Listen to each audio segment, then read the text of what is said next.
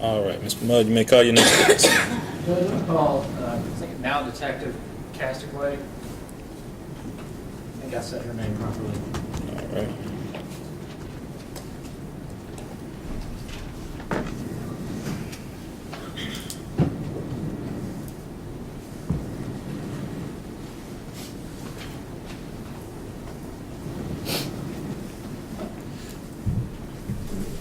Good afternoon, Detective. Afternoon. Baby, raise your right hand. Do you swear or affirm to tell the truth, the whole truth, and nothing but the truth? Yes, I do. All right, thank you. Hey, What? Judge.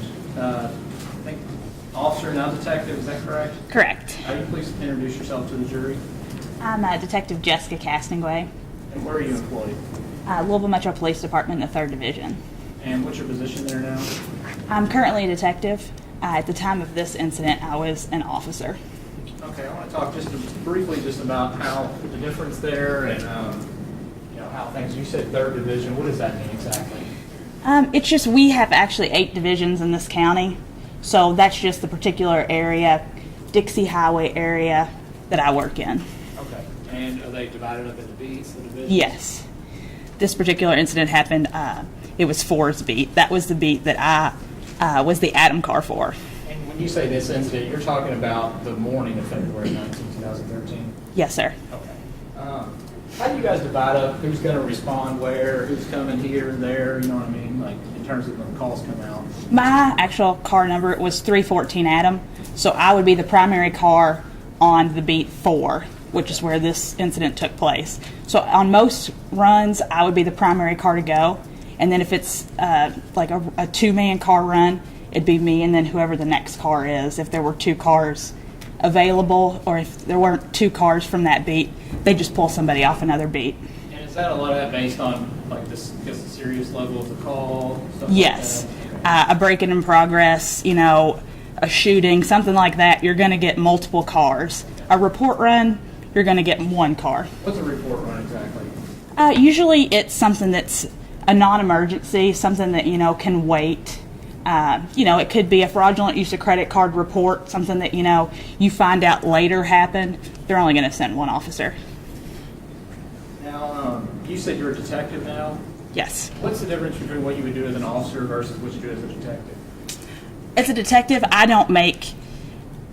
wouldn't make that initial scene unless I was called out. As an officer, I'm making the calls for service. If somebody calls, I go to that run. As a detective, you're not actually kind of tied to the radio as much. They still may call you out, but the first person to respond is going to be your beat officer.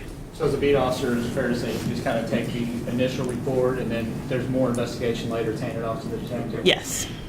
Were you the first responding officer in this case? Yes. The morning case? Yes, the morning, around 6 a.m. Okay. Was that case eventually handed off to Detective Bramer and Detective Berg? Yes. So run me through exactly what you can remember on that particular day. We got a run, and it was a break-in in progress. I can't remember how many officers usually. There's going to be at least 2 that respond. I believe that I wasn't that far away. 4's beat's not that large of a beat. They gave a description of a car, and they gave a description of a white male. I believe it was he had a beard, black jacket. I think they said that they gave a name, but at that time, all I could remember was the name was Justin. And then they gave the description of a car. It was supposed to be a blue, older model Thunderbird.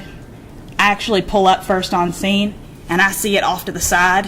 I actually go past the apartment, come back around to get a better position, and block that car in, because I'm thinking this is possibly the suspect's car. I'm going to block it in, so at least then he's going to have to flee on foot and won't have a car.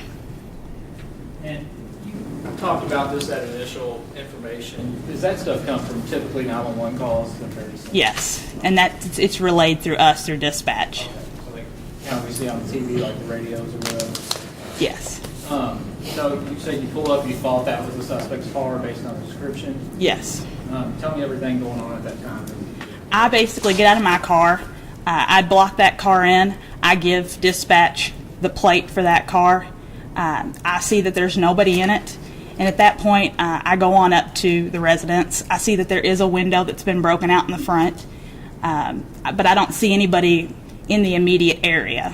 There's nobody out at all that I can see. So then I end up approaching the door and actually knocking on the door of the apartment.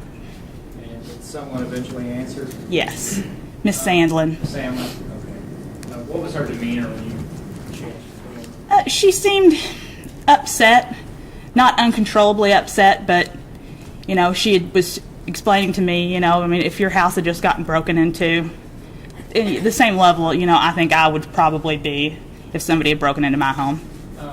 Did you see any kids there? Yes. And were they upset as well? Yes, and they became more upset, I think, once that kind of was sinking in. The little boy was very upset. I believe he was only like 6 or 7. He looked pretty small. And so was there were people, other officers in the area kind of looking for this person? After I made initial contact, the other officers started arriving on scene. Basically, I was just trying to get information. Who are we looking for? Who do we need to, you know, what can I put out over the radio to find this guy in the area? And then all the other officers kind of just stayed in the area. It's an apartment complex. It's really easy for people to get out on foot. There's railroad tracks, so they were all out on foot. Okay.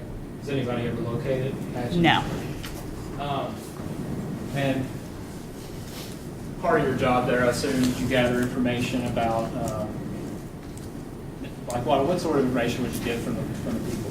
Any descriptions that, you know, of the suspect, how they got in, how they left, what was taken, if anything was taken, if anything was said during any interactions, all of that are things that I would take and put in the report. Now, did you go knock on any doors around there or try to do any other? Yes, we did canvass the neighborhood. We knocked on the apartment doors next door, and then we also went to basically kind of across the street. We knew there were a couple of vacant apartments. We actually went into those apartments, found that not only they were vacant, I guess they were being remodeled and repainted, so they were actually unlocked. So we had to go in and actually clear those and make sure nobody was in them. And nobody saw anything? No, nobody. We actually didn't really get anybody. Once we finally did find anybody who was walking around, they were getting ready to go to work and stuff. It was nobody that saw or heard anything. And I guess at some point you all clear the scene, kind of give information, and do you take information that you gather and turn it over to the detective? I do all my reports on the computer, so before my end of shift, it's my responsibility to type up the whole report, and then it gets sent off and approved by my sergeant, who then sends it to their sergeant, and he would then give it to them, decide who would get it. And is that what happened in this case? Yes.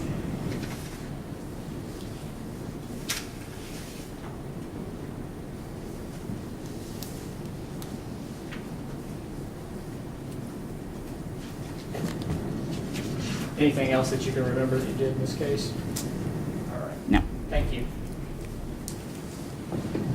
How are you, Detective? Good. Good to see you. Good. Detective, you said you're now in the 3rd Division? Yes. And you know Detective Annetta Gibson? Yes. Okay, and she's in domestic, correct? Correct.